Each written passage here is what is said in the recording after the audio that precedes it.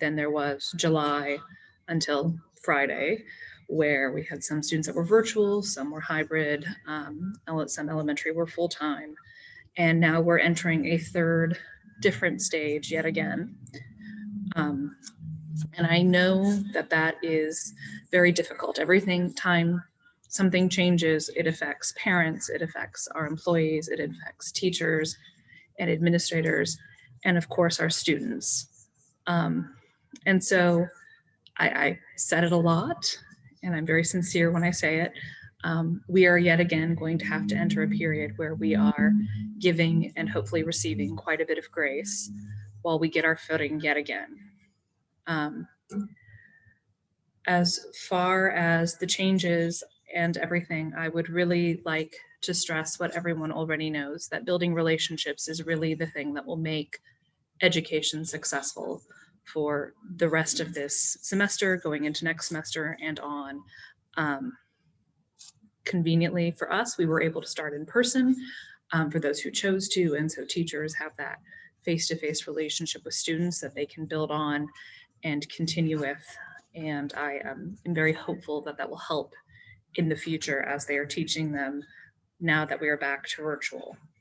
I would like to strongly encourage families to be on the lookout for the food outreach that Dr. Hansen mentioned. We will be able to provide breakfast, lunch, and dinner at various sites across the district. When that information comes out, please feel free to use it. I know that over the summer and at the end of the semester last year, I got a lot of questions about, well, my family doesn't qualify for aid, so I don't know if we should go get the food, but the food would really help. Get the food, just get the food. There is no shame. There is no qualification. Just go get the food for your children. That is why it is there. The bags are not being put together and sent out for you to not take them. So if you have a need, or you think you might have a need, or it just makes your life more convenient, go get the food. If you need more food than the food outreach can provide, please reach out to, and wait for it, it'll come later today, but the Sunny Day Community Center at the Moorhead Community Resource Center has 2 days-ish a month where they do food outreach, as well as other city options are available. So please reach out and take those. Contact the hotline if you need emergency supplies, and they can help hook you up with a place that you can get them. If you are a family that is impacted and needs to worry about childcare, and you're worried about how to maintain your employee, your status as someone who works plus needs childcare.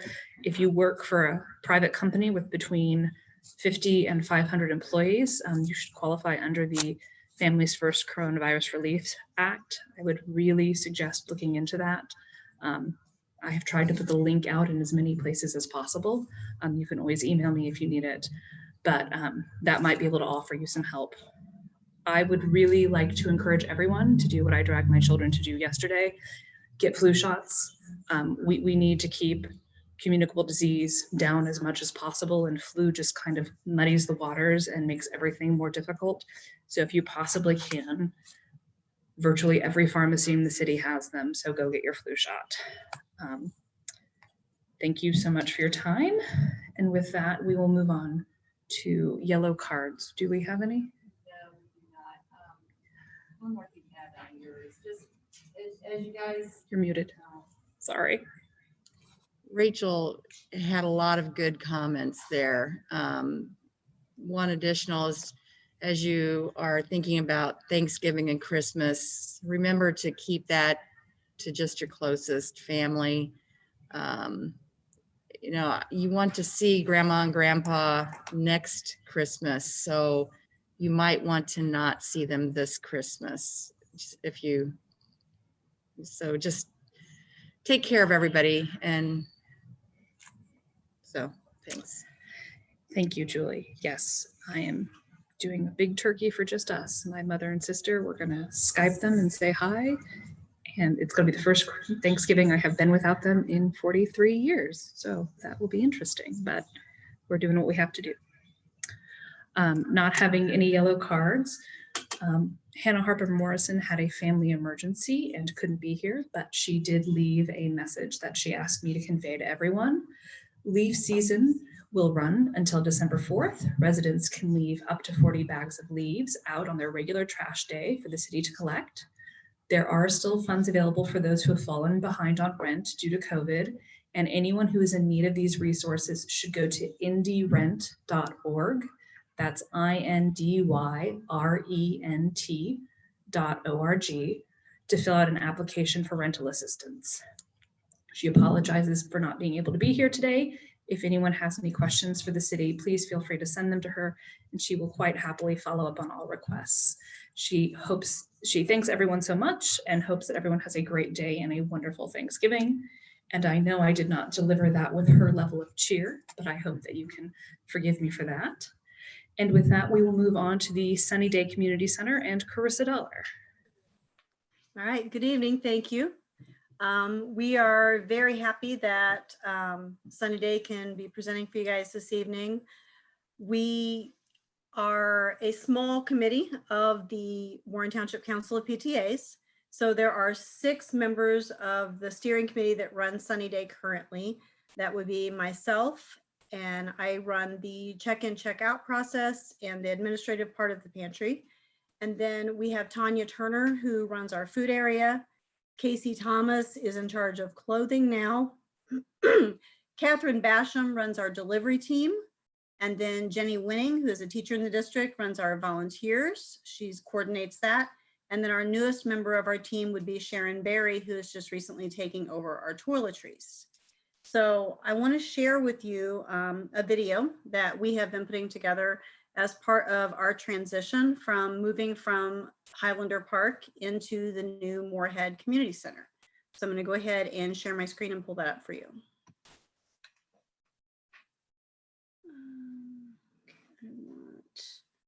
Which video do I want? Is that it? No. All right. Share screen. This one. The National PTA's mission, our mission, is to make every child's potential a reality by engaging and empowering families and communities to advocate for all children. Our council PTA serves 14 local PTA units, starting with our preschool, 9 elementary schools, 3 middle schools, and 1 high school. In 2013, our Warren Township Council of PTAs expanded our mission to create a small food and toiletry pantry to serve our community and ensure that all children could receive food assistance. We wanted to provide an outlet for families to volunteer together and inspire others to make a difference. With the help of our steering committee from the PTA and school district, we were able to open Sunny Day in the Township's new Highlander Park Adult Education Center. Our pantry was and is open to the public 2 times per month and by appointment. Here is a snapshot of the adult and student volunteers in our community that have supported us over the years.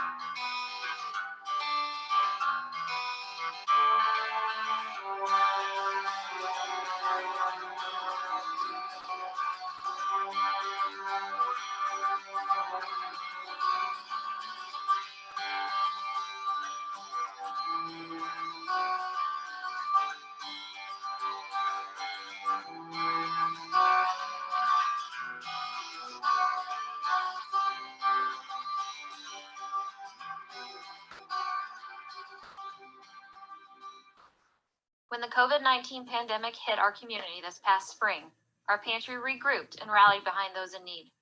Instead of closing because we could no longer safely bring our patrons inside the building to personally select their food, toiletry, and clothing items, we created a drive-through process and loaded their cars with supplies. But our surplus of supplies was quickly dwindling. Our Sunny Day coordinators urgently contacted our dedicated donors and community for donations and financial support to purchase more food for our patrons in need.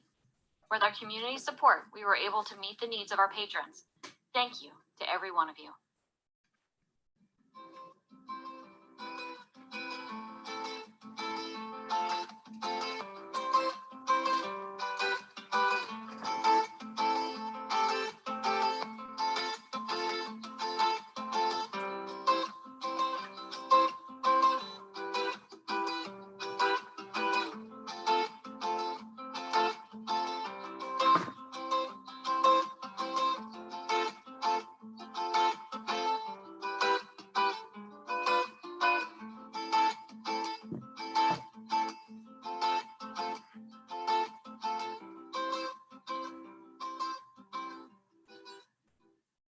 In September, we received amazing news that our PTA had been selected to receive a $15,000 grant from the National PTA.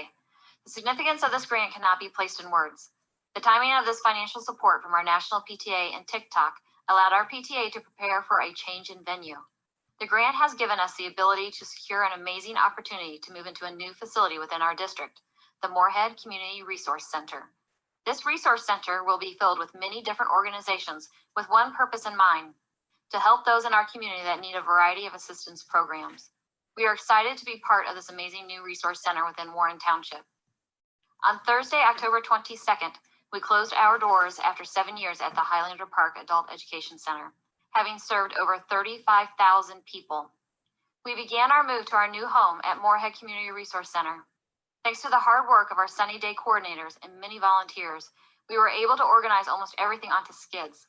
From there, MSD of Warren Township Administrators and Facilities Department coordinated the move to our new home.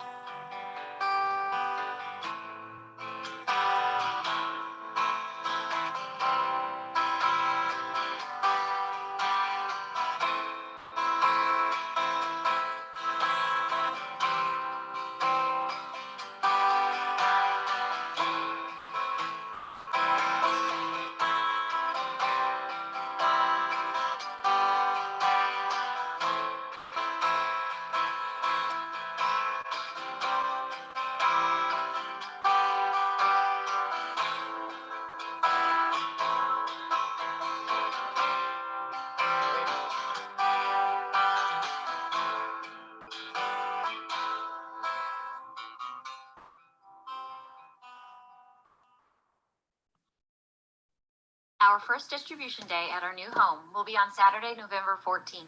We are excited to show our patrons and community the improvements we've been able to make with the help of our school district, the National PTA, and our most recent award grant from the Indie Hunger Network. We want to thank everyone for their help in making our new home a reality.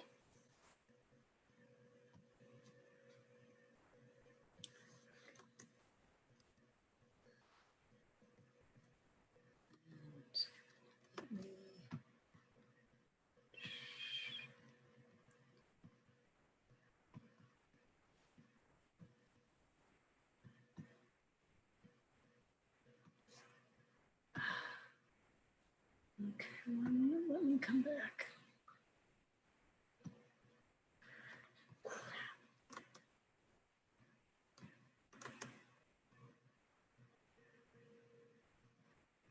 And it's not, there we go. Sorry, my controls weren't coming back up. So we're very, very grateful for the opportunity that we have had to partner with the district, and the way that the move into the new Moorhead Center has created a much more dignified space for our families to come shop. We feel like it's a much better environment for the families with what we're being able to set up now. We did have our first distribution this last weekend in the new space. Unfortunately, we were not able to invite families in at this point. We had to go ahead and continue our drive-through process because it's just not time yet to bring people inside with everything that's going on. But we were able to serve, I believe it was 118 families this last weekend. And we have a good process that's going. I think we're going to make a few changes to how we're doing drive-through a little bit, but it's working out really, really well. We're very, very happy with the support we've received and the help we received from the district to set up this new space. And we think it's going to be a wonderful, wonderful continuation and growth of our partnership. So thank you very much for the opportunity to become part of the Moorhead Resource Center. And we're looking forward to being able to help a lot more families as the years continue.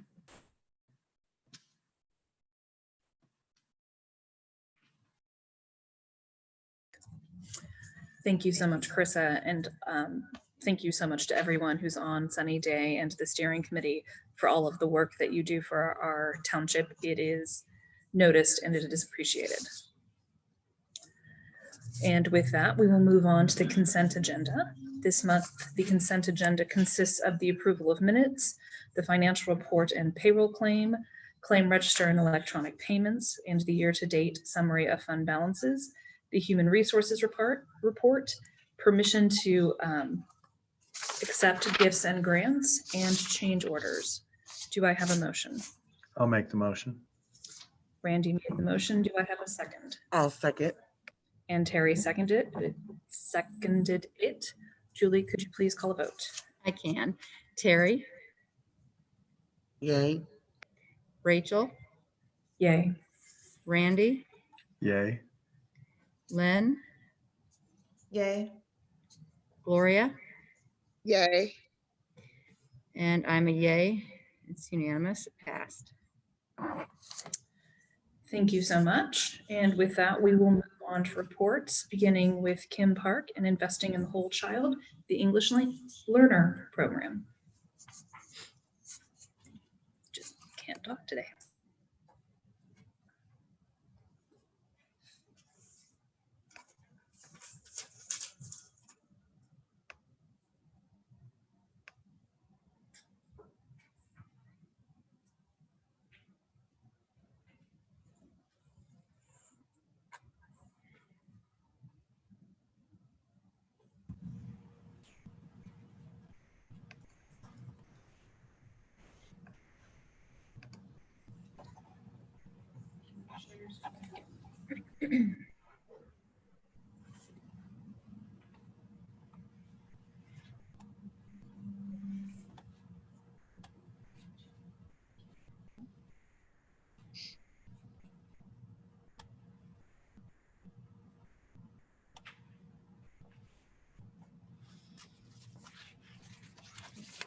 All right, thank you.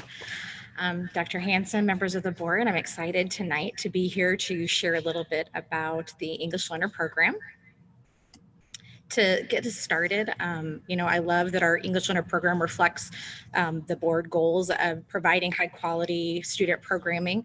Our program is really focused on providing support to our English language learners, meeting them where they are with their proficiency of language, and then supporting them in achieving academic success. And we also strive to make sure that we are connecting with our families and communicating with them and providing them information in a language that is accessible to them, either that be in Spanish, English, and also we're growing in other languages as well, as we try to support our families. To get us started, I'd like to always kind of just give a little information about our program, kind of starting with our top 5. So here you see kind of the top 5 countries that are represented of the students that are in our program, as well as the languages. I would like to highlight that Haitian Creole used to be towards the bottom of our list, and it has moved up to our second highest language. Currently, we have about 34 students that speak Haitian Creole in the district, and that is growing. I think we actually enrolled 3 new students this past week. So it's just been interesting to see that growth. And of course, we have a tie for 5th place with 3 languages. When we look at our numbers, this gives you an illustration of the numbers of students that we have that are identified as English language learners, meaning that they are a level 1.0 to a 4.9. So right now we have just a little over 1,249 students. And again, this number changes on a daily basis. I think probably since I prepared our presentation, we've added 15 more students to that number. So we definitely continue to grow. Here's an overview of our WIDA Access scores. Our WIDA Access is the state test that we take every year. Our students usually take this in January and February. What I'd really like to highlight with this is just the student numbers that we tested. So in 2019, we just tested over 1,000 students, and last year we tested over 1,200. So that number of our student population does continue to grow. When you look at our percentages by proficiency levels, you can see that, we have a higher percentage of our level 1 to level 2.9 students because we have grown a lot in our newcomers. We continue to get a lot of new students to the country that are coming in. And so that shows that increase there. As I was preparing for our presentation tonight, I actually came across these 6 principles of exemplary teaching of English language learners. And this is actually from TESOL, which is teachers of students that speak other languages. And when I came across this, I kind of stopped at the first one, which was know your learners. I kind of stopped there because when I look at our English learner program, we have an amazing team. We have a team of, English learner EL teachers, we have instructional assistants, and it's awesome. Like, I'm so happy and fortunate that we have that. But tonight, I really want to kind of focus in on our EL instructional assistants.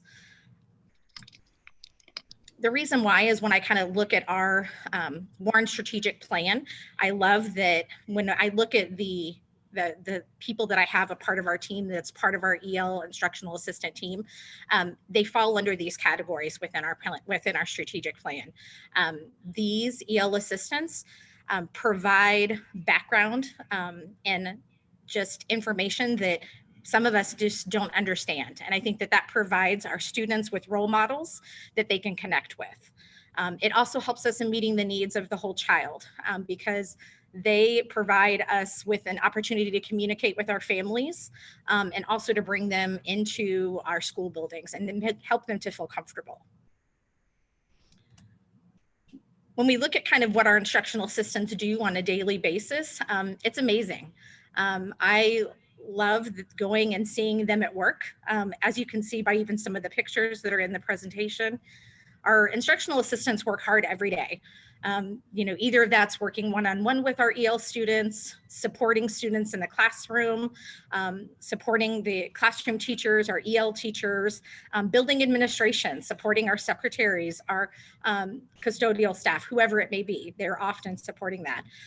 They're always building relationships with the people that they are connecting with. Probably the biggest thing is that they are interpreters and translators. They're given things every day to either interpret or translate. And that is just a huge piece that I'm so thankful for. They're also great advocates for our students and our families. But again, this is kind of a daily reflection. But they do a lot more beyond that. They also provide families sometimes with their personal phone numbers. A lot of them take calls from families outside of school. They also help them with personal matters. I could probably call on any of our assistants and they could tell you that they've gone to health appointments with our families, or they have gone through phone messages with our families. They've gone through mail with our families. They really go above and beyond that.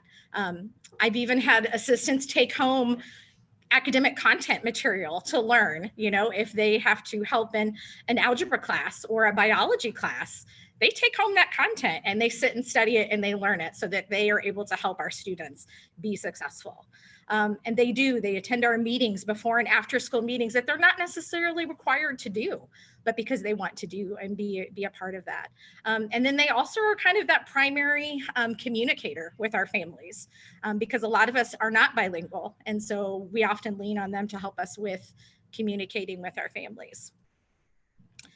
I think when the pandemic first started, they were a huge asset, even more so than probably what we originally thought.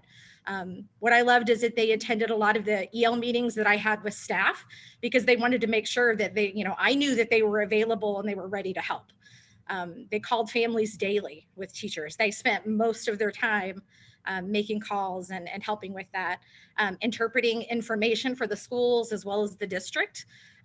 Some of them even led their own Zoom resource times to help students with math or language arts, whatever subject that they needed help with. They also were technology and help desk support. They had to help us with a lot of that as well, because families couldn't connect or they couldn't get access to things. And so they also became that. And so much more. And I say this because, there's really a why behind all of that. When I was kind of preparing this presentation, I requested from our EL assistants if they would send me kind of their why. Why are you an EL assistant? Why did you want to become an EL assistant? So I've selected a few of their comments that I'd like to share with you on the screen, but I'm also going to read them just so that you can hear their voice and kind of the reason for their why. I'm a Warren graduate. I've been in Warren for 2 years and am an EL assistant. The reason I want to help with our EL students is because when I came here 16 years ago as a second grader, I didn't know any English. I had EL classes and they helped me get to where I am today. I wanted to help kids that are going through the same things I did. And that's Felipe Reyes at the high school.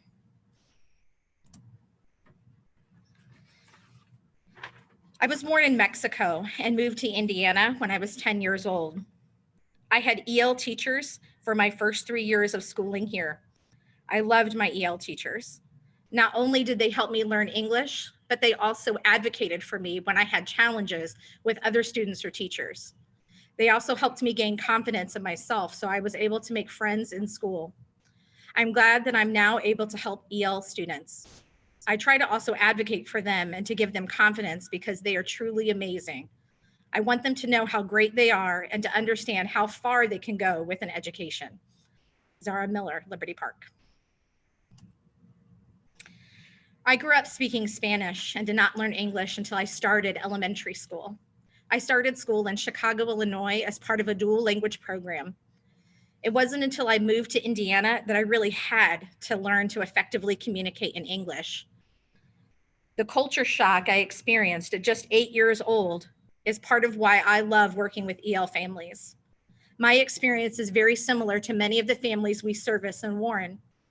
When my family moved to Lafayette, Indiana, it was very clear that there were no services in place for EL families, and I was never in an EL program. In fact, those of us that knew little English were often called on to translate for the newcomer students. I love being an IA because the burden and responsibility of communication should never fall on a child who's barely learning to be able to be their own advocate. I love being an IA because children who have never thought about the future start to realize they have options. As a Mexican-American woman, this position gives me the chance to not only serve my community, but also to challenge them to be better and seize the opportunities of our kids. Johanna Herrera, East Ridge.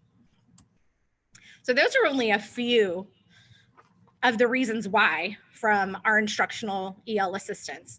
And those stories can go on and on. I think that this is an example of how our IAs provide access and opportunity for our students and for our families on a daily basis. They help us to break down those barriers that we may not even see ourselves, because either they've walked in the shoes of our students, or even maybe their parents, or they know someone who has.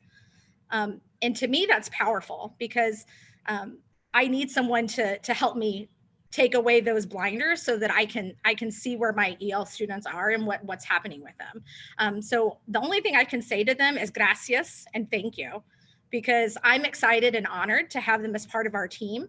And that is why I wanted to highlight them tonight, because, again, we have fabulous EL teachers and a team, but adding in our EL assistants as well makes it an even more amazing team. So I'm just so thankful.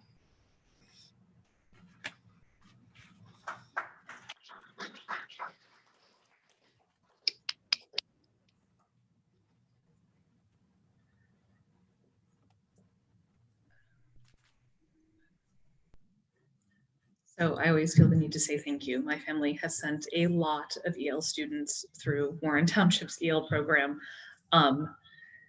And if you're not familiar with the program, you don't know how hard it hits. I know that with most of my relatives, they would arrive in the United States on, say, a Saturday or Sunday and be enrolled in school on Tuesday, speaking not a lick of even a thought of English. And they were all remarkably successful and still are, because of the work that your group does. So just thank you so much.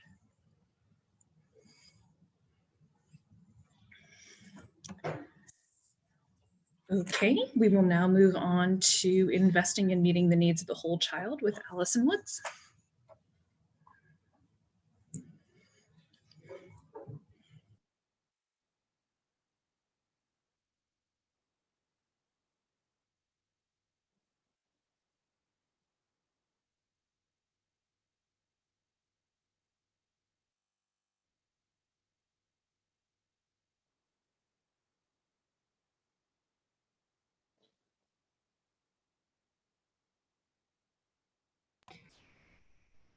Screen. Thanks.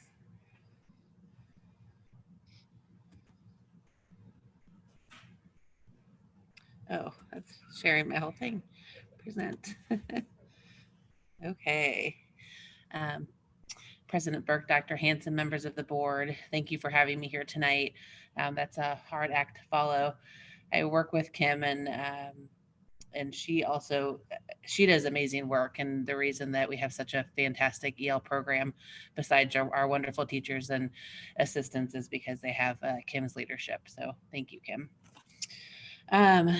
So I'm going to talk a little bit about also, investing in meeting the needs of the whole child encompasses a lot.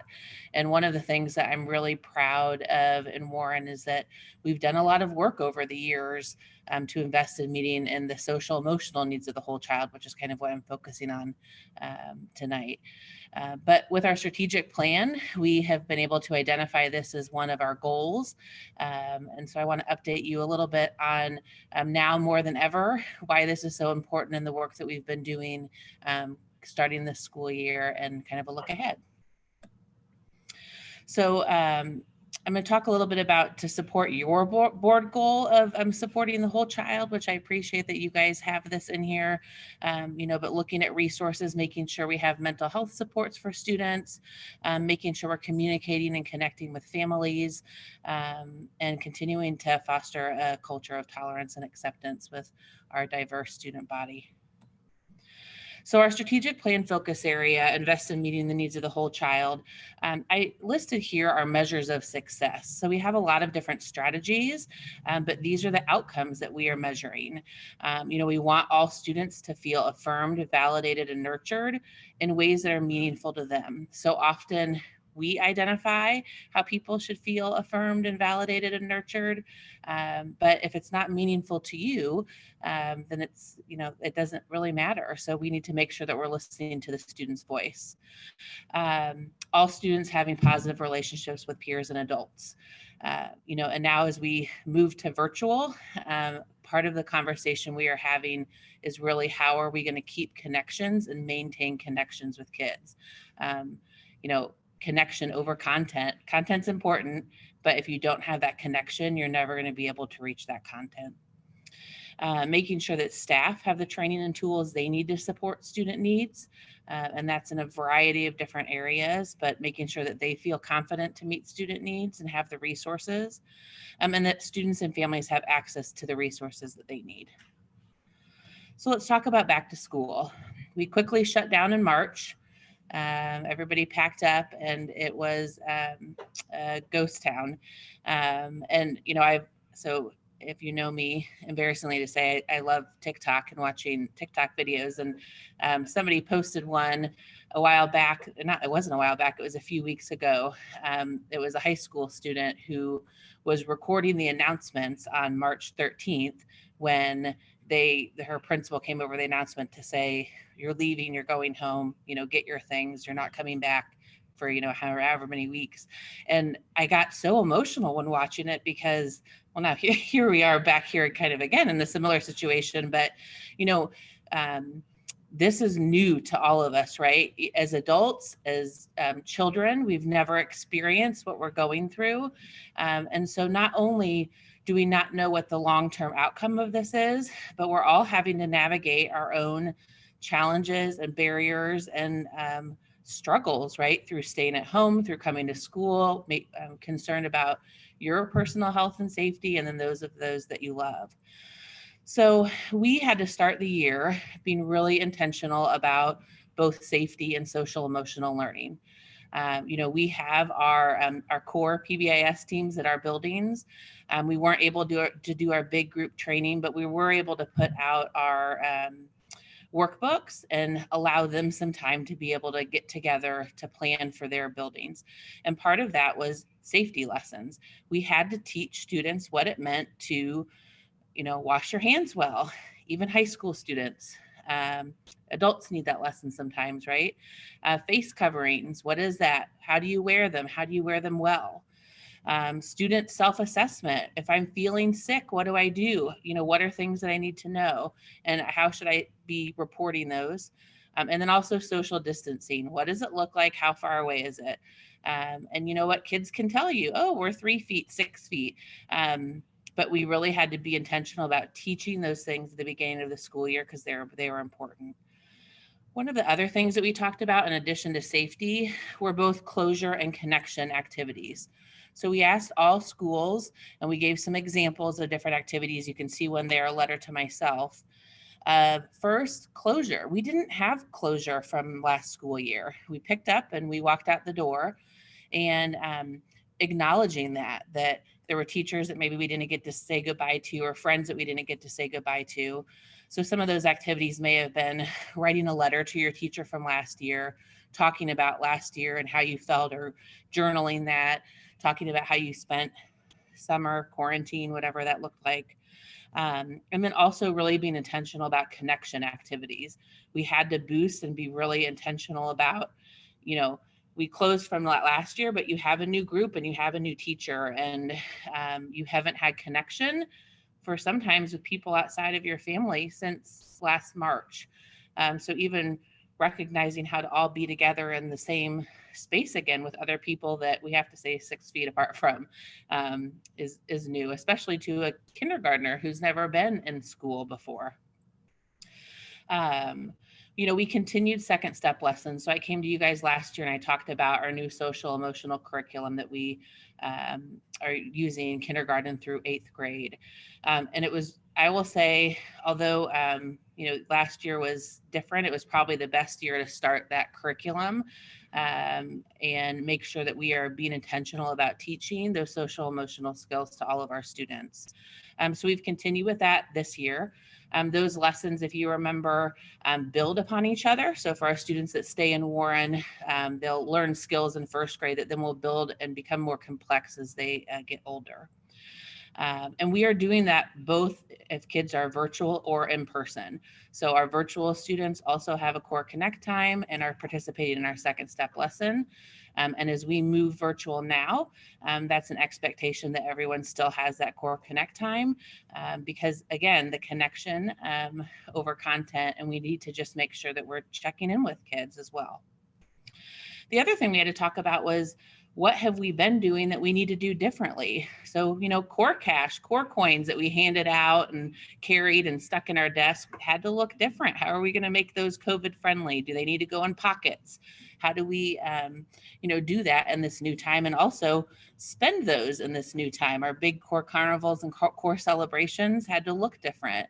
But our schools and our staff were really creative and have done a great job of adjusting those things, but making sure that we're still acknowledging students for the great work they're doing.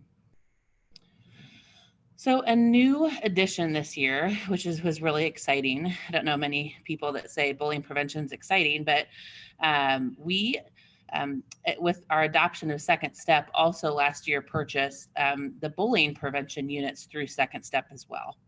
So Second Step, kindergarten through 5th grade, has a whole separate curriculum focused on bullying prevention. And if you remember in the past, and per Indiana code, we have to do a bullying prevention prior to, I think it's October 15th. It's when we leave for fall break is always our goal. And so we identified our bullying prevention week as September 14th through the 18th to kick that off. That was really where we made sure everybody got their first lesson. Those were delivered by counselors in our K-5 classes. And then in our 6-8 classes, that bullying curriculum is actually part of the Second Step curriculum. It's a whole independent unit. And so the teachers were able to deliver that with counselor support. There's additional training that goes into delivering that lesson, so making sure that we're looking at our reporting methods and that everybody understands those and how do we respond. But we kicked that off with making sure that all of our families knew that we were talking about that. We sent home some family connect letters, which I'll talk a little bit about later. We also shared some things on social media about bullying prevention. And what's really great about this is going to be continued throughout the school year. So we've taken those bullying prevention lessons and divided them up into our Second Step curriculum map. So kids every quarter are going to be building upon those skills that they learn and be introduced to new lessons. So it's not just a one time in September. It's something that we're going to be revisiting throughout the year. Okay. And then we also, meeting with our deans and APs, who are the ones that facilitate those bullying reports, made sure that we reviewed those procedures and answered questions, as well. It's been talked about a little bit tonight, but our Moorhead Community Resource Center had its grand opening on October 30th, and I know a lot of you guys were there. James Taylor and his team have worked really hard to get the community center up and running and looking great. On that opening day, it was really fantastic. I was able to be in and out, but they had 2 different food distributions. The one in the morning was targeted at families that we invited from schools that had a need, and then the afternoon one was open to all families in the community. They distributed nearly 500 boxes of food, and those were big boxes. Like each family actually, I think, got 3 or 4 boxes of food, a produce box, a dairy box, a meat box. So those people that came were really fortunate, and we had such a great turnout that the streets were blocked and cars, there was a big traffic jam, which is shows the need that we have and what the importance of why we have our resource center. So after that October 30th on November 2nd, when we came back on that Monday, they started taking referrals. As of when I looked on Sunday, schools had already referred 56 families to the resource center that the resource center had already connected with and helped with connecting them to additional resources and partners. And so we're learning and we are, adjusting as we go, but we are already, I shouldn't say we, they are already helping families, are the ones that are really working hard over there. They have holiday outreach planned for both Thanksgiving and Christmas.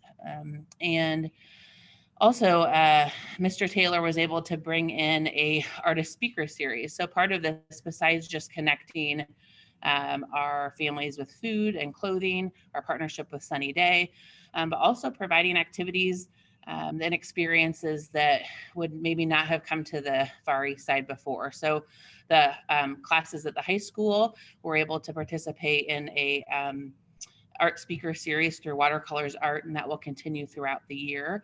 And a lot of the art that is in the Community Resource Center is done by the same group as well. So if you've been able to see that, if you haven't, you should go visit because it's very beautiful.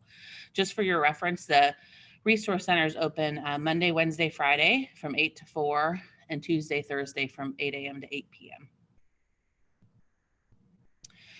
So another thing that we introduced this year was Panorama survey. When we were looking at the strategic plan and how, we have those measures of success, so we need to have a way to measure them. And some of those things are not easy data points for me to know if students feel like they have connections with staff and with students or with peers. That is not, unless we go ask them, that's not something that I can easily pull from a system that already exists. So we entered into a partnership with Panorama, which allows us to deploy student, staff, and family and caregiver surveys. We get to choose the content of those. We get to pick which questions are most important. We get to create questions of our own and then deploy those. And then they get all that data back to us that we then can go through and respond to. So our staff and student surveys were open the 2 weeks before fall break. And those really focused on the baseline for our strategic plan for a lot of different areas: investing in people, investing in meeting the needs of the whole child, and ask staff questions like professional development. How is that going? How valuable is that? Tell us about your feedback and your relationships with your administrators and your staff. How confident do you feel in delivering the content that you are? And also some perspectives. Whose responsibility is it to make sure that students have social emotional skills, or to make sure that they have good relationships with peers at school? Like, where does that primary responsibility land? The student survey talked a lot about student social emotional skills. When you get upset, how quickly how easily are you able to calm down? Do you have relationships with people both inside and outside of school? How hard does your teacher push you when you feel like you don't understand? How confident do you feel like with your work? So that closed right before fall break. And then when we got back from fall break, those 2 weeks with the parent teacher conference, we opened our family and caregiver survey. And this one was really focused on things that we've experienced this first 9 weeks. How are we doing with communicating about COVID health and safety information? How is the school communicating? How easy do you feel that you can connect and reach your child's school or teacher? What needs do you have right now? Do you have access to Wi-Fi? Do you have access to a reliable device? We will be doing another caregiver survey early second semester, hopefully, that will be more targeted on the strategic plan to get a baseline for some more information about that. But this was related to say, what are we doing well and what do we need to improve upon? And then the goal is that in the spring, we'll give this same staff and student survey to give us information on how we've made progress on our strategic plan this school year. Family home links. So one way that we're connecting with families and helping keep families informed of what we're doing, Second Step provides home links for lots of different things. So this is an example of one of them. It's an activity that can go home. Sometimes it looks more like a worksheet. Sometimes it's activities and questions that you use to, you know, practice things at home and use kind of that same language, understand what that looks like. This is one that goes with the bullying unit.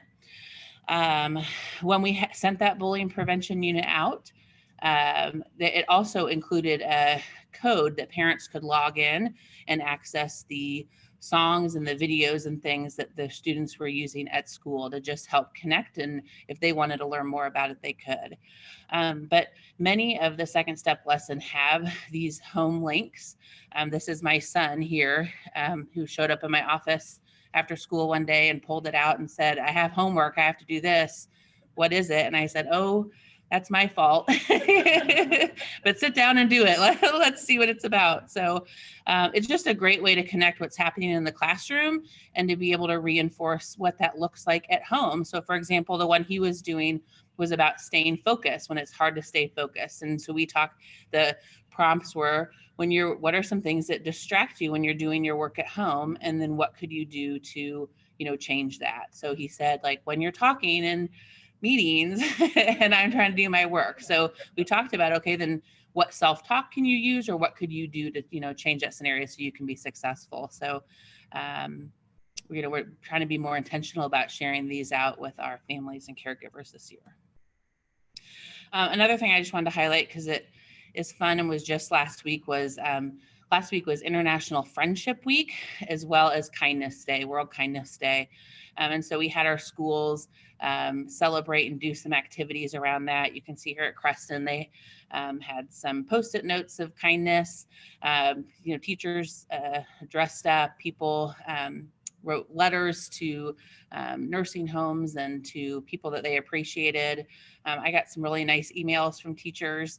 And so it was really a nice way when things are hard to be able to, you know, look for the good, right? Like Lynn said. So I want to talk about just a look ahead. So some exciting things coming this year are Edulastic assessments, which aren't so exciting, but they are assessments to measure progress with our reading and our math curriculum. We are also including Second Step assessments in those every quarter, so we can be intentional about measuring how our students are learning and understanding that material, you know, throughout the year. We will have the Panorama Climate and Culture survey for families, and then that second round for students and staff. Another Second Step curriculum that we are starting this year is the Child Protection Unit. So that's another Indiana code we have to talk about, which I was here talking about last month with the child abuse prevention, you know, mandated reporting. We have to teach students about that. And so those lessons are coming from Second Step, and our counselors are doing those. And then we have our holiday outreach, you know, efforts coming up with Moorhead Community Resource Center. So in addition, our Second Step lessons and all of that does continue throughout the school year. So at this time, I'm happy to take any questions that you have.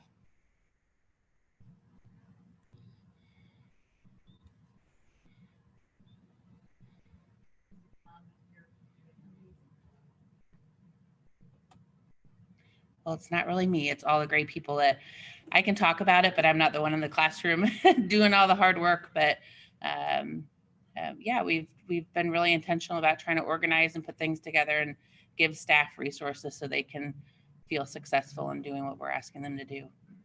Thanks, though, Julie. Yeah, Obviously in a normal year, what you do is remarkably important. This year, you're the center of the storm. So thank you for everything. Absolutely.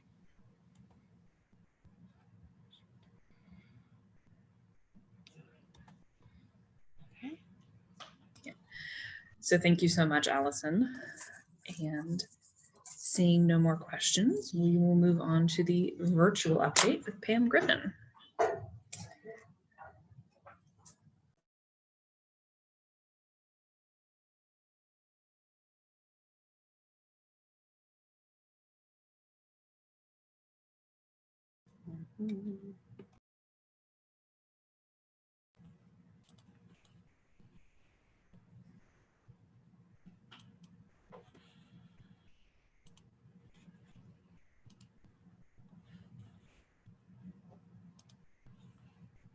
All right. Good evening, President Burke, Dr. Hanson, and board. In my update tonight, I'm excited to continue what Mr. Russell and Mr. Butler started last month when they proclaimed the awesomeness of our teachers and how even more appropriate following Mrs. Park as she shared the awesomeness of our instructional assistants. Looking at that list of our instructional assistants that were up there, you saw the name of one of our graduates, but there were several graduates of Warren Township schools who were listed there. And it is truly, truly an amazing statement about our community. Teaching is about building relationships and creating connections. Our 46 fully virtual teachers and the 17 OEL teachers that push in to support instruction in their classroom each and every day use their expertise and knowledge of best practices to serve our students, and they serve them very well. Teaching, affirming, providing feedback, and praising students helps our teachers to build those connections and to grow the confidence of our students, especially in a time in a virtual setting where that's a very important thing to keep on the forefront of our minds. Today, while observing instruction in a third grade class virtually, I noticed a student who was learning in their car. They had their device, they had their headphones, they had their math workbook and their thinking notebook, and they held it up in front of the camera so the teacher could see it, and they had their pencil. At first, I felt a little funny about it because in 2020, anybody who's in here has probably tried to learn or do work in their car, like parked somewhere. And all of a sudden, like I lost that feeling and I thought, good for her. Regardless of her setting, her learning was the priority. And even though she was in a unique setting and environment, she was still able to connect with her teacher, and her teacher was still able to connect with her, calling on her to participate in answering questions as well as asking questions. What an incredible environment her teacher created for her and her classmates. And then earlier this week, I had the opportunity to visit a classroom full of 7-year-olds. Yes, second grade. And in that classroom, the 7-year-olds were given the charge of showing their thinking. And man, did they do it in multiple ways. As you take a look at the pictures here, the middle picture, this is the teacher. And the teacher did something that I thought was very powerful. She gave up control of the screen. And the next thing we knew, students were volunteering to take control of that screen and walk us through their reasoning as they were solving math. They were being mathematicians, and she kept calling them mathematicians and building their confidence. And she kept asking them, are you feeling like a mathematician? And finally a student said, yeah, I'm feeling more confident. And as they explained, all of their friends and classmates listened with intent, and they talked about chips and pods and all the different ways that they tried to demonstrate their understanding on their whiteboards that they were in control of. It was just a powerful, again, incredible experience. And I think to myself, what an incredible environment she has created for her students. So at this time, I'd like to invite Mr. Butler up to the podium. It seems appropriate to make this full circle because he has brought the awesomeness with him.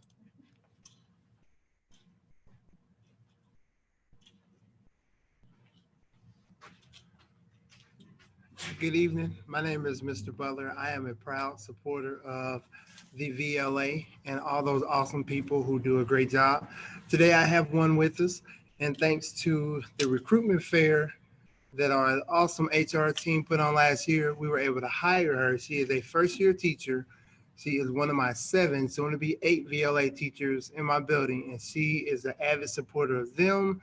She supports me, and she sure as heck supports her families and the other teachers in our building. So here is our hero who doesn't wear a cape. She wears a cardigan, Carly Mundell.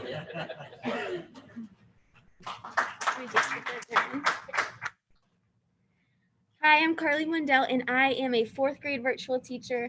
Like Mr. Butler said, at Hawthorne, I have a really great group of 43 4th graders. So I see half of them for 2 days a week, the other half for the other 2. And then our last day of the week, Fridays, is spent on small group activities, class celebrations, which we try to do all the time because there's a lot to celebrate in virtual learning. And we just do fun things like class read alouds on that last day. When I first started being a virtual teacher, I was super nervous for many reasons. One, because I hadn't been a teacher before, but also because I was really worried about losing the connection with a group of students. I really wanted that classroom culture that I'd spent years learning about. And so when I transitioned to virtual, I was super afraid that I was going to lose that. The first couple of weeks doing it, it was rocky because, as all of our virtual families know, it is really tough to get them logged on to everything that they need to be logged onto. But after a couple of weeks, the kids started to get the hang of it. The grown-ups started to get the hang of it. And really every single day has been getting better and better with all of that technology stuff. At the very beginning, all of my students would want to turn all their cameras off and not share their lives with me, not show me their homes, which was a little bit discouraging at first because I wanted them to be able to trust me. But after a couple of weeks, the camera started flying on, and they unmute themselves literally every minute of the day to tell me about their cousin's girlfriend's dog, sometimes to burp, which is disgusting, but yet impressive. They take me through their whole house, like a whole field trip, to show me like this one single piece of their Lego set that they're really proud of. And so as we got into it, they started opening up with me and their classmates, so much so that they now make their own Zoom meetings and pretend to be the teacher for their other students. They make up games for us to play every single day, which oftentimes don't make sense, but we sit there and we play them anyway because they spend a lot of time doing it. And so even though we have so many difficulties every day with logging kids on and connecting with those families, even if I feel like I'm doing the worst job in the world, I know it's fine because they at least enjoy coming, they enjoy connecting with other people, and we're all doing the best we can. Moving forward next semester, I'm hoping that our schedule will allow us to have even more time with students than we have now. And so I'm looking forward to that. I'm looking forward to continue to working on all of that technology stuff that is so tricky. But I know our students are super resilient. They are super empowered by the way we teach them. And so I'm definitely hopeful for the next semester of virtual learning as well.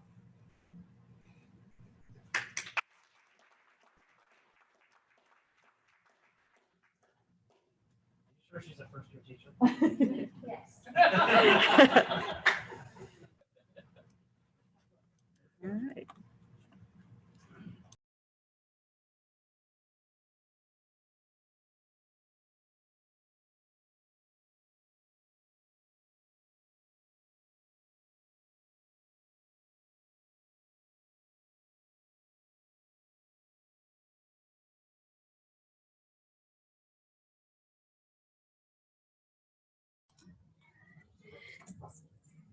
So does anyone have any questions for Ms. Griffin? Thank you so much. Thank you so much. And we will now move on to Ryan Russell and our in-person update.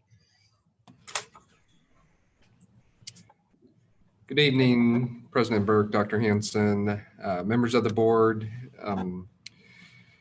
Tonight, I'm here to share, actually, I'm here to introduce Mrs. Merchant, who's obviously the principal at Grassy Creek, but I do want to set the stage for her. I believe she will be sharing her own screen where I can, you know what, I'm going to do this just in case.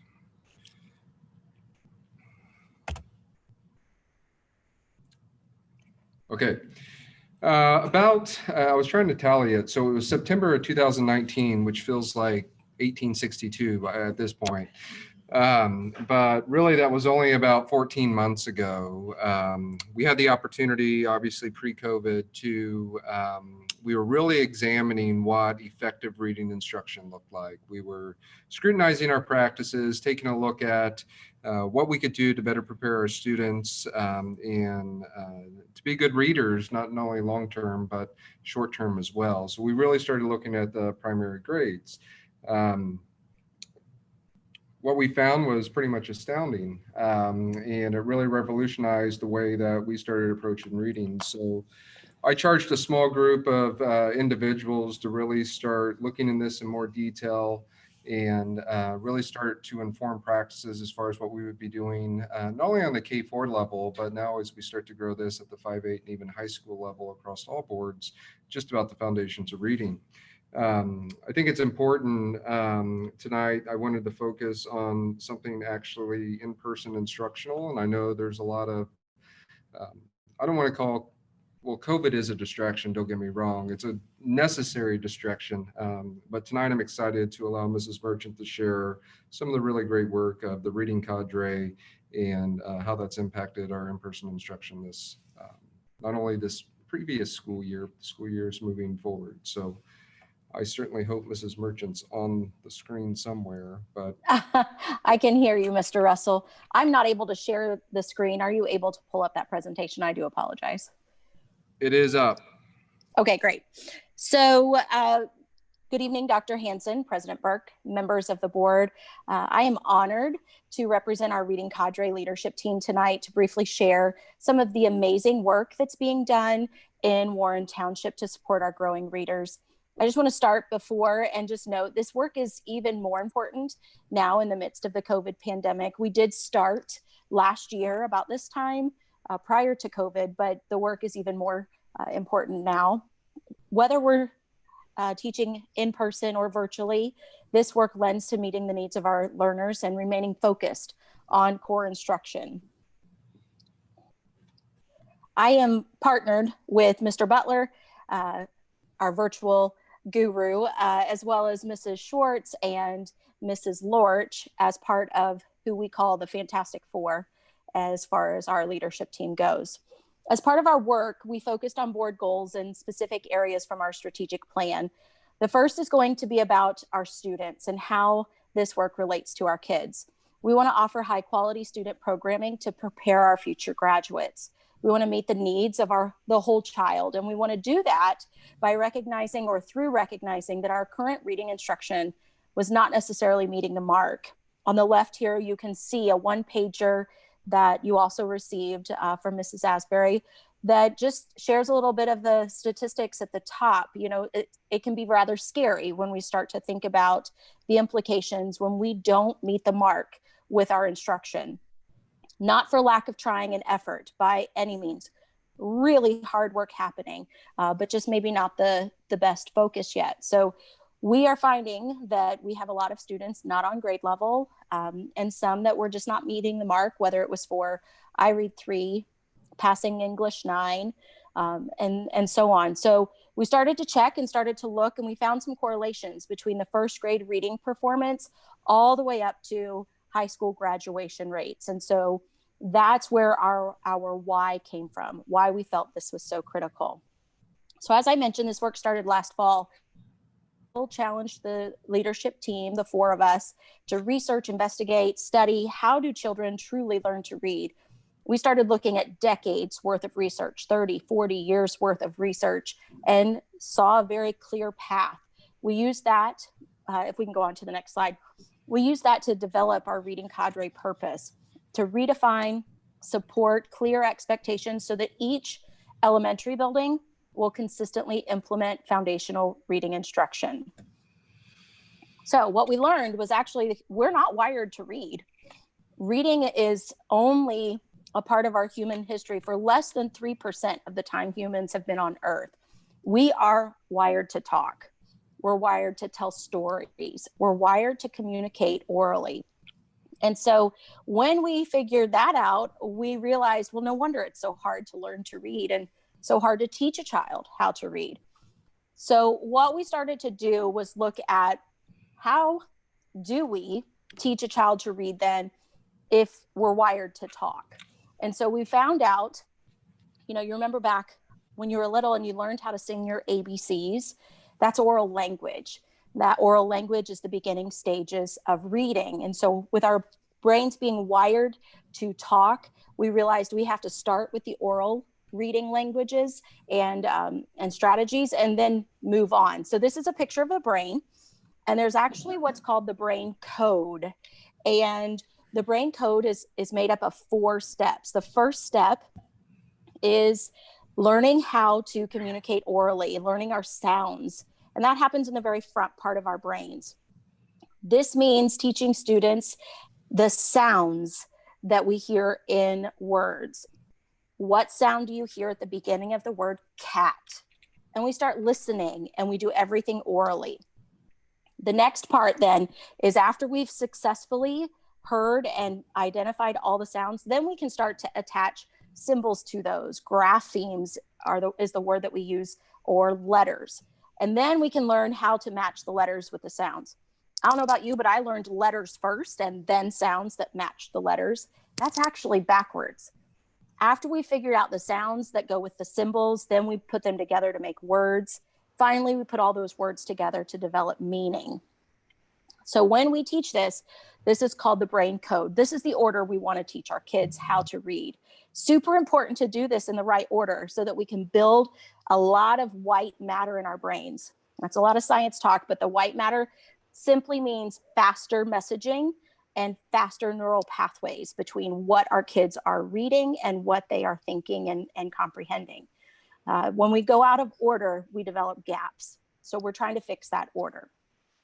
All right, now with that said, we realized decoding is where we typically start when we do instruction with our students. Decoding is where you break apart words, identify all the sounds, then put them back together, sounding out the words. We've done this for a long time, but now nearly 40 years of brain research actually shows us there are 4 steps first before we even decode.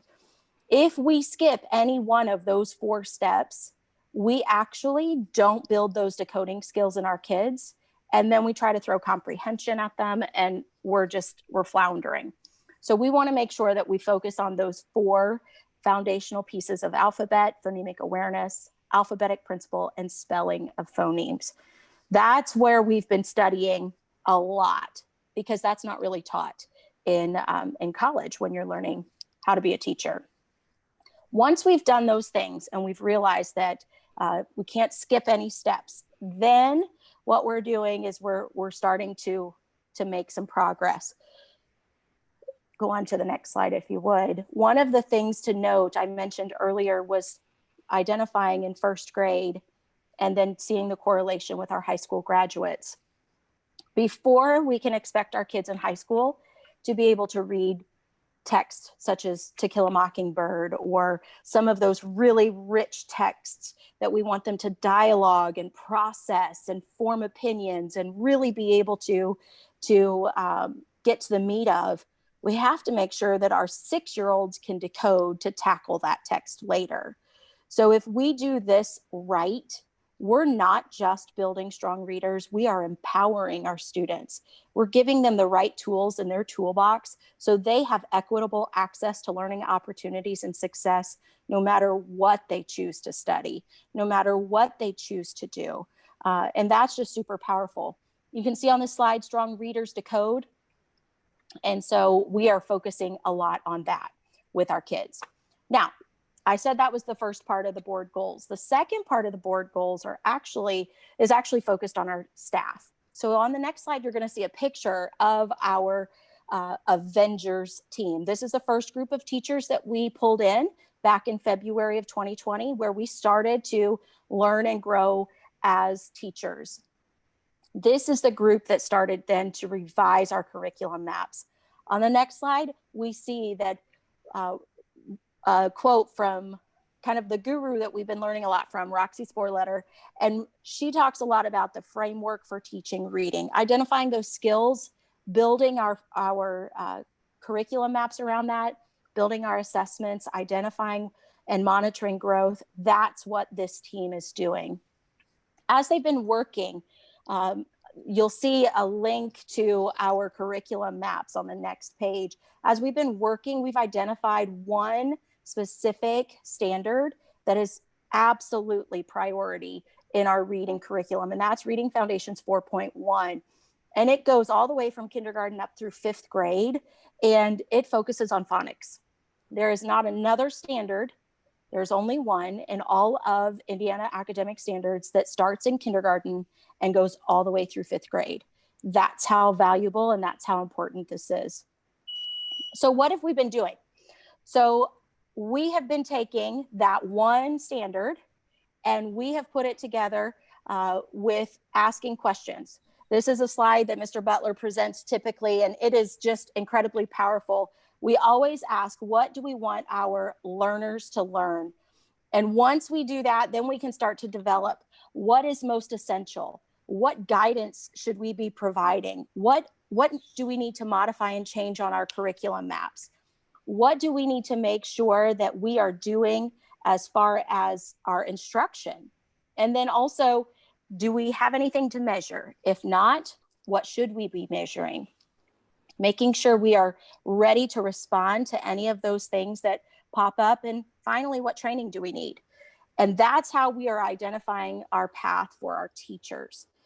That's a lot of work, right? So what are we doing to make sure that our teachers are ready? We are focusing on knowing better and doing better.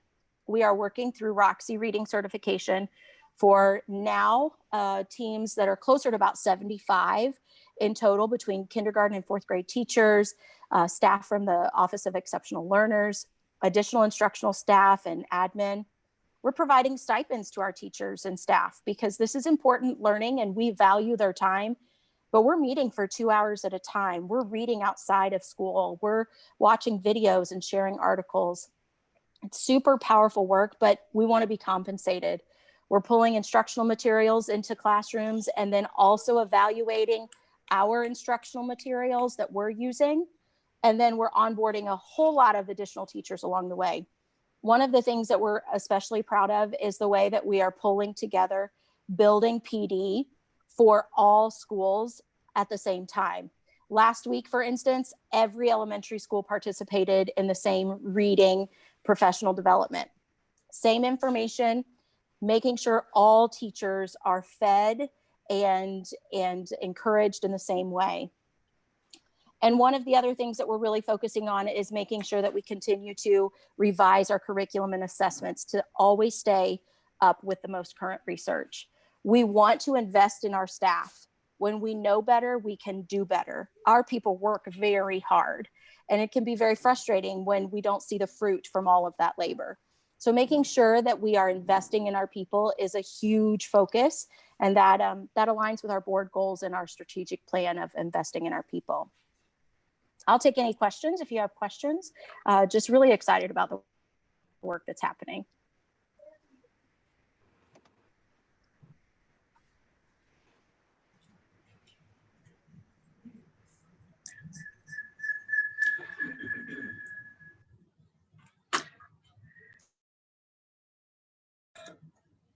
Sorry, I keep muting and unmuting myself backwards. So is there a way to implement these things or have work on them for parents that are above 4th grade if they maybe have weaker readers? Yeah, that's a great question. One of the things that I know Mrs. Wood has been doing is pulling in staff from her exceptional learners team that are middle school and high school folks. We're starting there and just making sure that we train appropriately, that we grow those reading specialists in all of our buildings, K-12, and incorporating a lot of learning and understanding. We want to build the background for people who maybe don't know how to teach reading. You know, as a high school teacher of English, you have a very wide tool set. However, you may not know how to teach phonemic awareness, beginning, middle, and ending sounds, prefixes and suffixes, and how words work. that's different. That's elementary. So we're trying to make sure that we get a lot of folks trained, and Mrs. Wood has been able to do that with her OEL team. That's been an exciting recent addition to the reading cadre. I think one thing that I'm looking at pretty carefully is President Burke, I don't know if your question was directed towards like, how do we communicate these ideas to parents and other things for them to provide the resource? That's another focus of the reading cadre as far as how we get additional things out to parents for that. Initially, our focus was on teachers. So many people have said it tonight, we have great teachers. But if I'm a great kindergarten teacher that's taught kindergarten for 25 years, I guarantee you I've taught my letters before my sounds. And that's no fault of anyone's, that's just the reality of how it was. Mrs. Merchant's point in terms of how do we align our practices with research? And that's a hard sell to parents too. No, don't teach your kids letters, teach them sounds first. So to provide some practical resources for that, I know that it's taken our teachers a while to consume, digest, process, and put that into practice. The other part that I have the luxury of being able to be in classrooms K-12, and the most common reading lesson that I see has to do with comprehension and decoding.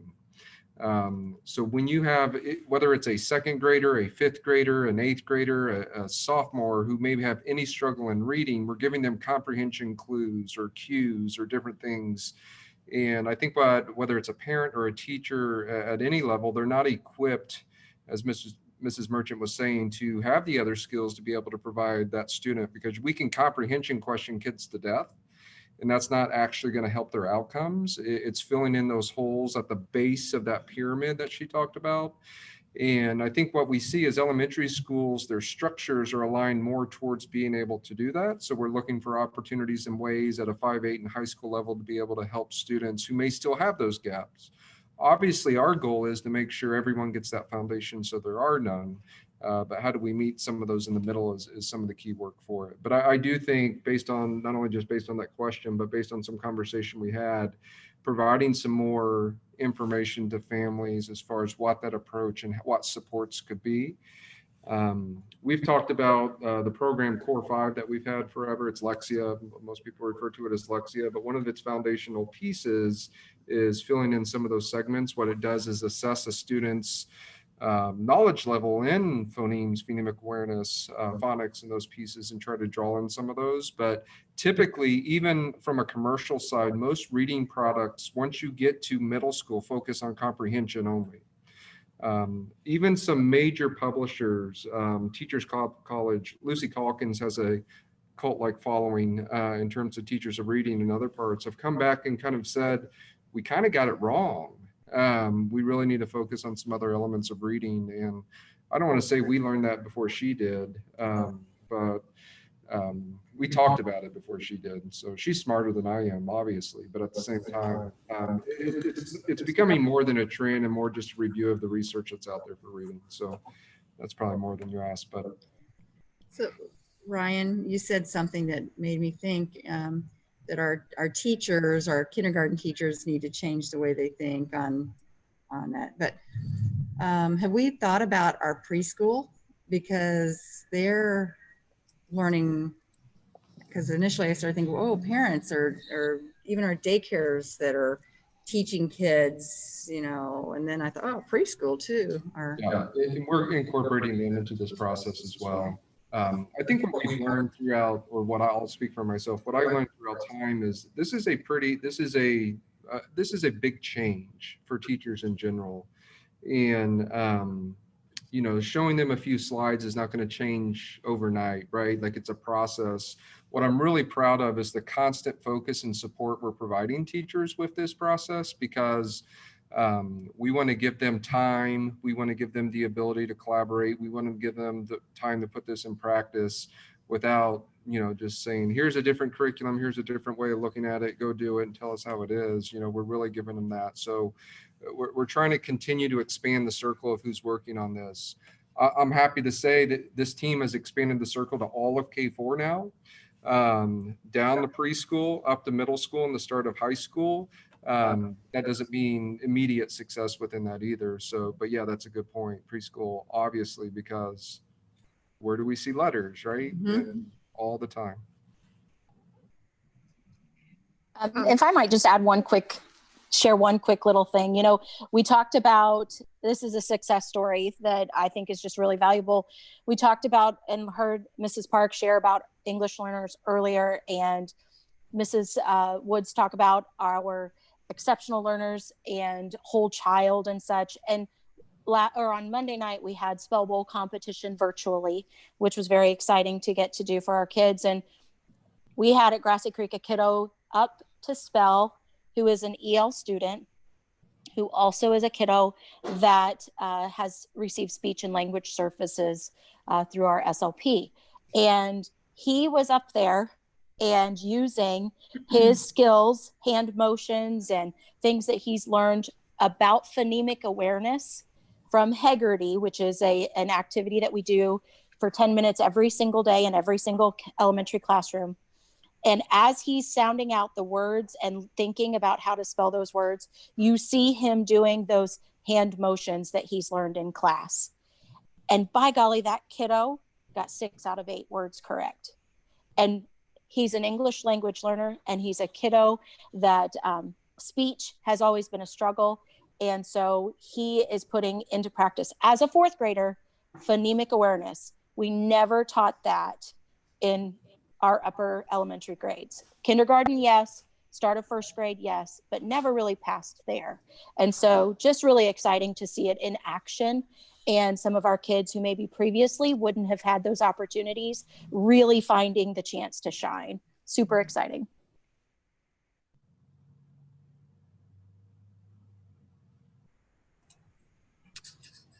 Thank you, guys.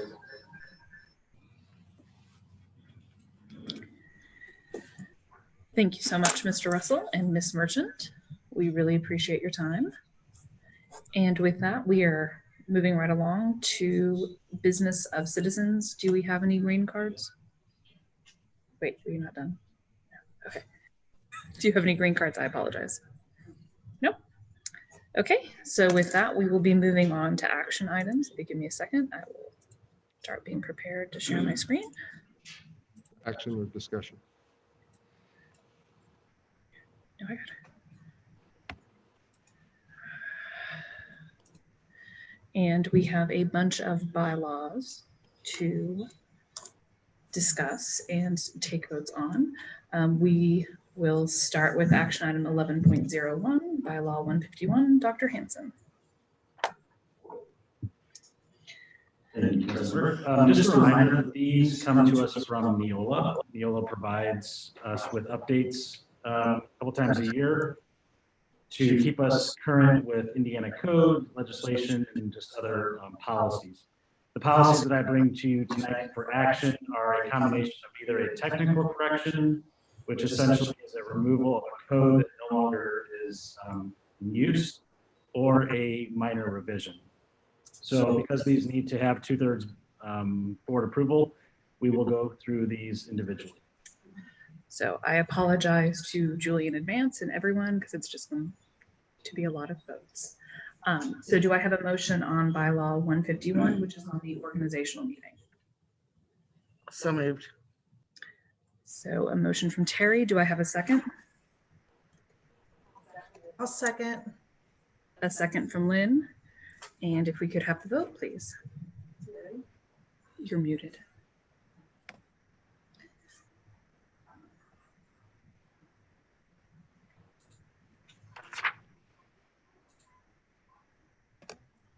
Terry. Yay. Rachel. Yay. Randy. Yay. Lynn. Yay. Gloria. Yay. And I'm a yay. It's unanimous. That takes us on to bylaw 151, officers. May I have a motion?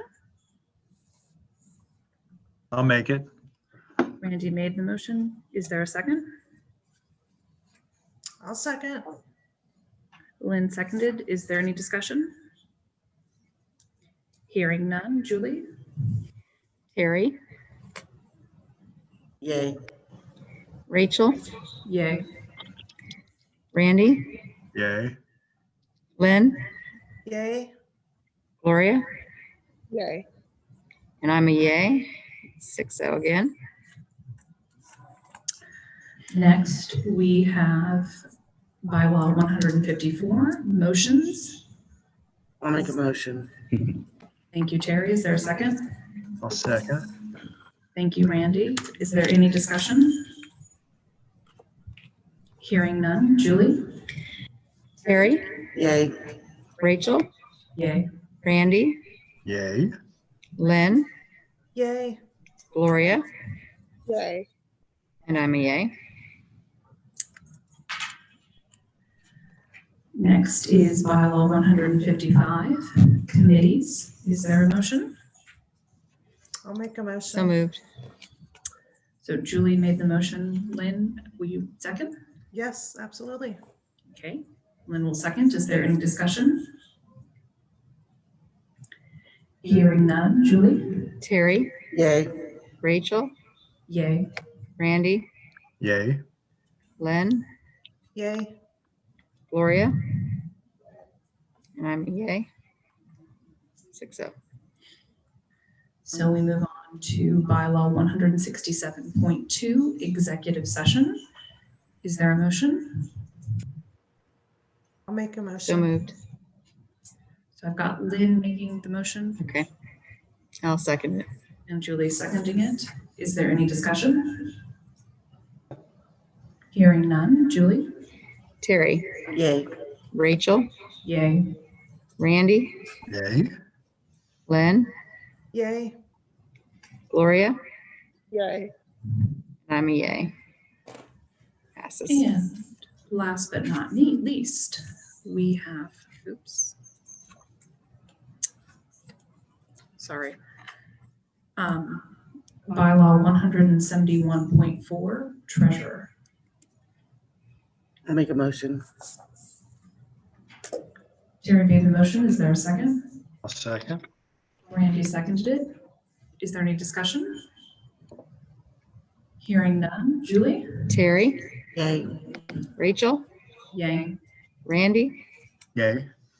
Lynn, Yay. Gloria, Yay. and I'm a yay. So thank you so much, everyone. I really appreciate the time, and I know that that's a lot of patience to get through. And we have one more action item for which I will turn the podium over to Mr. Holt.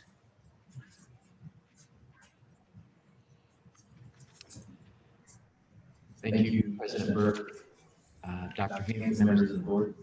Ms. Burke, would you be able to pull through? Thank you. This evening, you have a resolution participating in the 2021 Advanced Funding Program through the Indiana State Treasury Office. We have participated in this program every year since I've been here. This is a cash flow option for us to. Sorry. This is a cash flow program. Just a second. I think it's me. Sorry. Thank you. This is a cash flow program that allows us to receive an upfront payment. As a reminder, a majority of our resources come from property taxes. Property taxes are distributed twice annually in June and December, but you have expenses that occur in those months prior to that. This is just a cash flow program that the state treasurer offers. All municipalities, many participate in this, and this is at an extremely low rate of interest. Over the years, we really haven't had to use this. This past year with COVID and a delay in property taxes, this was a saving program that allowed us to make payroll in June and July. So we would ask for you to, again, consider approving this resolution and participating in the 2021 program. Be happy to answer any questions. So Julie made the motion. No. Is there a second? I'll second. Julie made the motion. Randy seconded it. Is there any discussion? Seeing none. Julie? Terry, Yay. Rachel, Yay. Randy, Yay. Lynn, Yay. Gloria? And I'm a yay. That passes, so thank you so much. Thank you. We have gone through our action items and now we flip back to Mr. Russell. Sorry, I was standing up here awkwardly before because I thought it was next. And Dr. Higgins was like, "What are you doing? Sit down." Okay, so tonight for discussion, I bring to you, I gotta turn this down. I'm sorry, it's messing me up. So tonight I'm bringing to you for discussion school calendars for the 21, 22, 22, 23, and 23 and 24 school year. What you'll see is a replica, obviously with appropriate date changes, with a few exceptions that I'll point out, of what this school year's calendar should have been if we weren't in COVID. I feel like I keep saying that, but with a start last week of June, those Wednesday starts, then with obviously the first semester, all of them ending before Memorial Day as well. The significant change that you'll see for all 3 years that's being proposed with this is typically we've had a K-8 only parent-teacher conference day. We would like to expand that to a K-12 parent-teacher conference day, so that would allow for everyone on the same day for us to really designate that as a day more in Township. It's a day for us to connect with families about academic progress and things with that would take place after first after our fall intercession for the next 3 years. That came from conversation amongst a lot of people. The high school's been desiring that as well. It's just a way to connect with families with that. May ask why the high school didn't have that previously, because I want to point that out. Typically, the high school had on the last day of school, in the last day of school on the first semester, a half-day record setting for teachers. As you know, our teachers are under contract for 184 days. Those would be eliminated. However, what you'll also see in those calendars is early release dates on the last 3 days of finals. What that accounts for is to give, the reason why it's important to give high school teachers time to submit records is those finals obviously go into the grade calculations for credit earning classes, and you can't expect school to end at 2 o'clock and then for grades to be in by 2:15 if they have hundreds of finals to grade. So we were able through an early release schedule to be able to develop that as well, give the teachers an appropriate amount of time. Without having to take that in there. We believe the parent-teacher conference day far outweighs any type of application like that, or any other application that would be discussed. Happy to answer any questions or talk about any aspect of the calendars if you guys have them. I don't see any. And thank you. All right, thank you. Next, Allison Woods.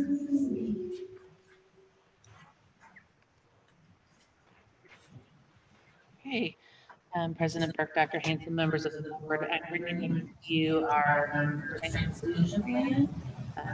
As last month, I approved.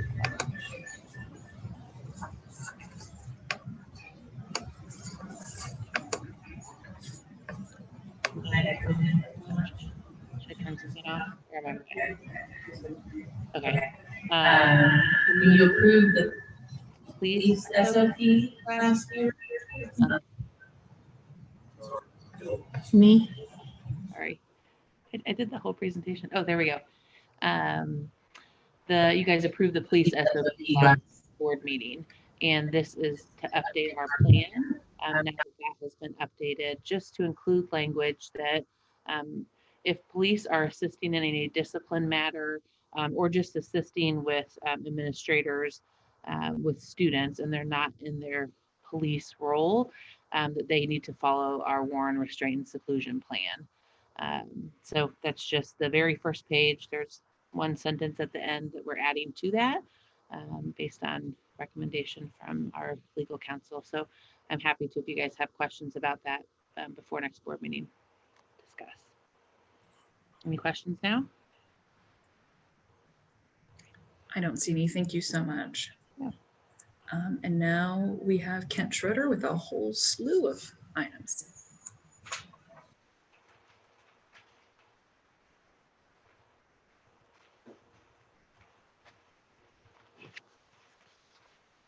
Good evening, President Burke, Dr. Hanson, members of the board. Tonight I bring to you for discussion 4 policies of change that have changes and 1 new policy.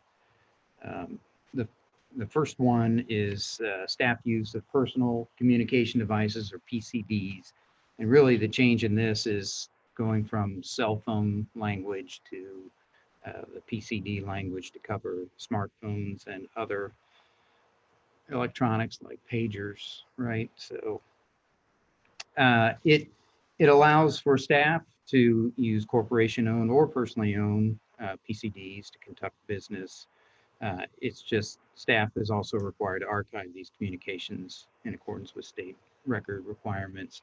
I'm reading off the summaries that each of you should have been given earlier as well. So it also outlines what's prohibited from use, and that's basically personally identifiable information, social security numbers, driver's license numbers, student info, et cetera, et cetera. It outlines where staff can use the PCDs, and specifically the cameras. They're not to be used anywhere there's a reasonable expectation of personal privacy. Otherwise, they can be used in public locations. It also adds that staff who regularly drive should refrain from use of the PCD while driving if calls are necessary, that they have to use a hands-free device. And it does modify the language about record retention from cellular wireless to PCD. Any questions on that particular change? Okay. Next is policy 7540, which is the Technology Governance Committee and social media use. The name should probably change and you'll see at the end, but it requires the superintendent to create a technology governance committee to oversee and guide the creation of the corporation technology plan. And it just notes that the board will financially support as budget permits the CTP. There'll be an annual review of the current CTP and updates as needed and recommended for approval by the board. And it goes in to explain what the CTP covers, which is basically anything used for by staff or students. So pretty self-evident. It does include requirements for students and parents to sign and submit a student technology acceptable use and safety form annually. And at the end here, I've noted that it actually removes the language on social media, but does require compliance with the new policy, which I'll get to later, the social media policy. Any questions? Okay. Next is policy 7540.02, web accessibility content, apps, and services. What this does is really address web accessibility. If you read through, it expands the requirements for website accessibility to comply with the Americans with Disability Act, Title II specifically of that.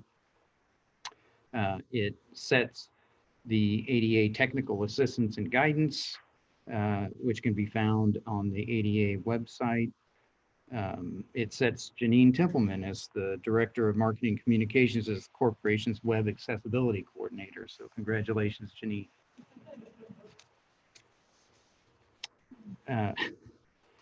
It also asks that folks that use these applications get training.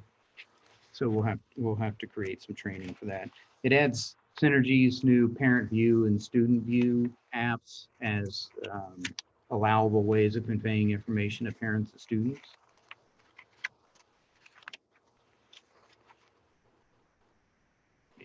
And it just outlines that the corporation web pages and apps are authorized to promote school activities and inform stakeholders and the general public about corporation news and operations. Any questions?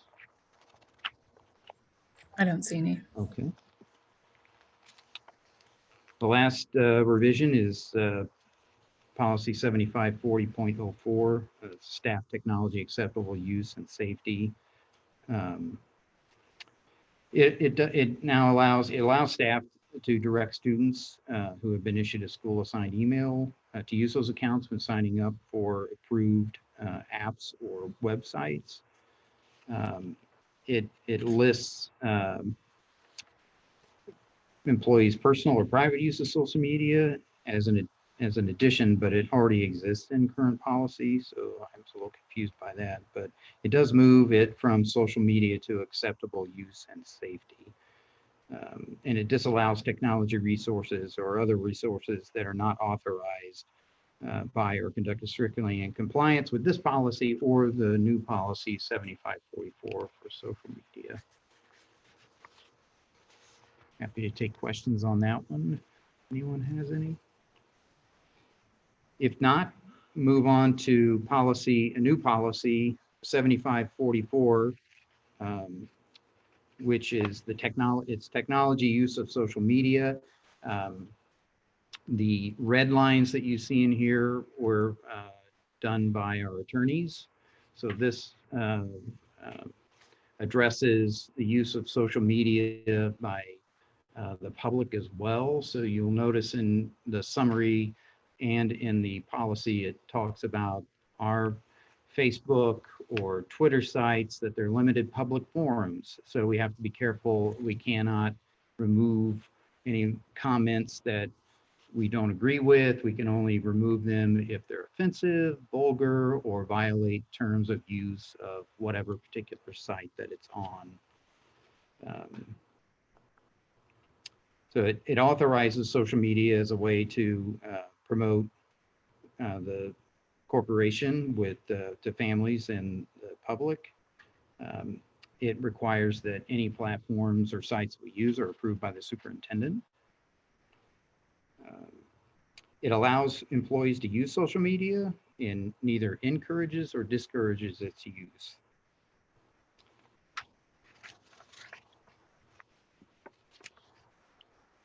It also notes that students who use school social media are prohibited from posting or releasing personally identifiable information. It also specifies that staff members must provide parents the ability to opt out of having their children communicate through social media. It just notes that employees, students, and parents are expected to conduct themselves in a respectful, courteous, and professional manner when using corporation-approved social media.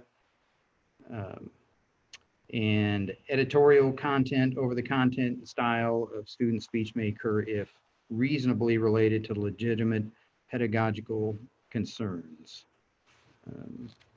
So it just notes that the corporation is committed to protecting the privacy of staff, students, and families as well. Any questions about this new policy? Well, I just wanted to make a comment. You know, I can see where social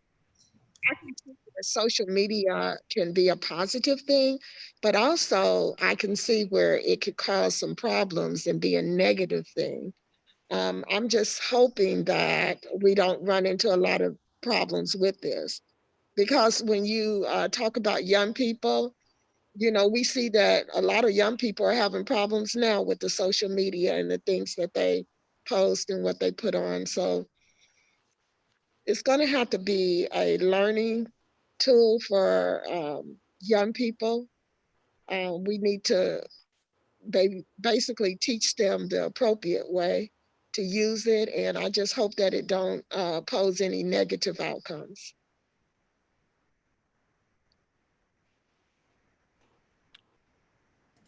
Any other questions?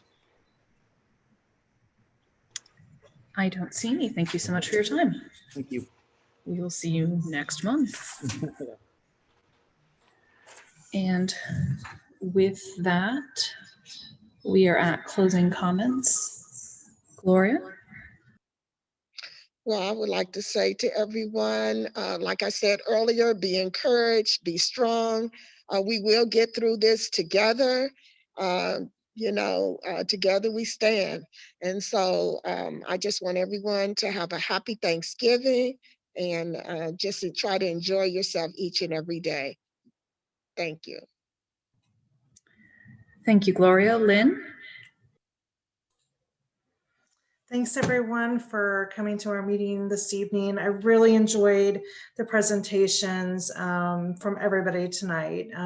It's always so good to hear about all the hard work and the wonderful things that we're doing for our teachers and our students here in Warren Township. So everybody, please be safe for the holidays that are coming up here. Enjoy some turkey. Thanks. Thank you, Lynn. Randy?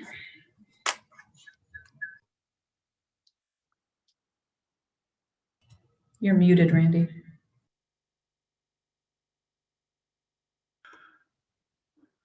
Thanks. Again, very, just everybody's hard work, their tremendous support. And as Tim said, and I hear all the time on the news and everywhere that, and always I'm reminded to keep our focus on the well-being and academic growth of our kids, our students. That's the most important, as well as the well-being of our support staff, all the teachers and the support day in and day out, and just keep doing it. Thanks. Thank you so much, Randy. Julie? Yes, I just want to say that with everything going on with COVID, it's really nice to see that our district is still continuing on with the educational side of things, and that's wonderful. Once again, have a great Thanksgiving, everybody, and just spend a good time with your families and enjoy yourselves. Thank you, Julie. Terry? Like everyone said, thank you very much for all the hard work. I was really glad to hear about the virtual teacher really making the connections. When children feel comfortable to show you their home, to show you their pets, their little brothers, little sisters, you know that those connections are being made. And so even though we're being thrown into virtual for everyone, I know that our teachers and our support staff and everyone will do the right things and make sure that our kids still learn in a good, different environment, but still knowing that they are nurtured and loved by their teacher. Have a very nice Thanksgiving, and even if you can't be close, we always have technology to bring us closer.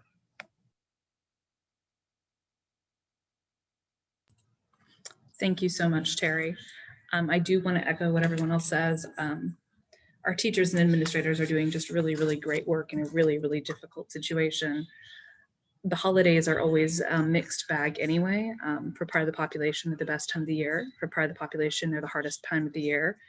And with the distance that we're going to have in order to stay safe, I think it's going to be tougher on some people, myself included, to be perfectly blunt. So see your family as you can, even if it is via Zoom. That's better to keep everybody safe. And then on a slightly more positive note, Miss Amos spent her birthday with us. So happy birthday, Terry. And with that, I will close the meeting.